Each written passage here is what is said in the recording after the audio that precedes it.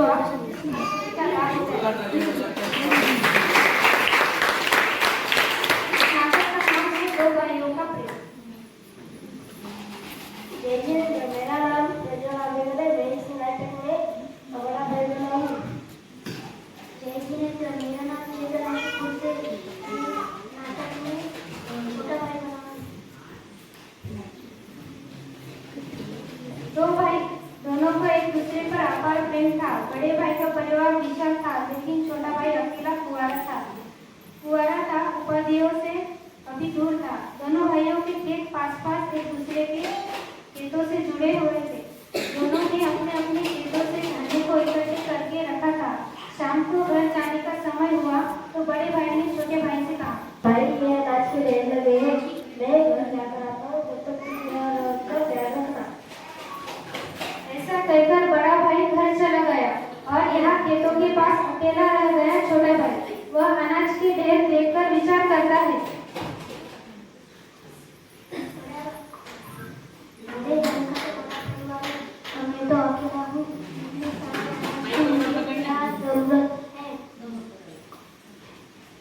इसीलिए बड़े भाई को पता ही न चले, उस प्रकार से उनके ढेर में अनाज डाल देता हूँ। ऐसा विचार कर अपने ढेर से लगभग 900 मन अनाज बड़े भाई के ढेर से डाल दिया और अपनी जगह पर आकर बैठ गया।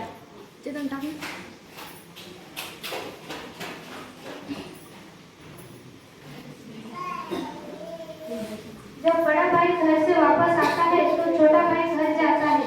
यहाँ बड़े भाई और छोटे भाई के द्वारा किए गए कृत्य का कुछ पता नहीं, लेकिन यहाँ बड़े भाई को भी दोनों अनाज के ढेर देखकर विचार आता है, मेरा भाई तो भोला है, कभी उसके संसार का कुछ नहीं पता है। मेरा छोटा भाई तो बहुत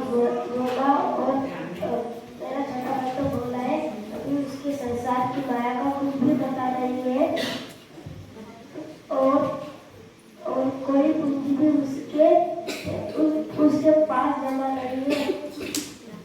लेकिन मैं तो उसका बड़ा भाई हूँ, मुझे उसका ध्यान रखना चाहिए।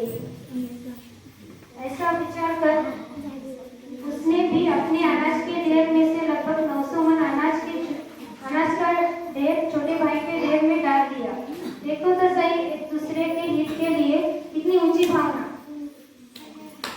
इस नाटक में 900 मन का अनाज की कीमत नहीं है, बल्कि दोनों भाइयों के बीच की सद्भावना की कीमत है।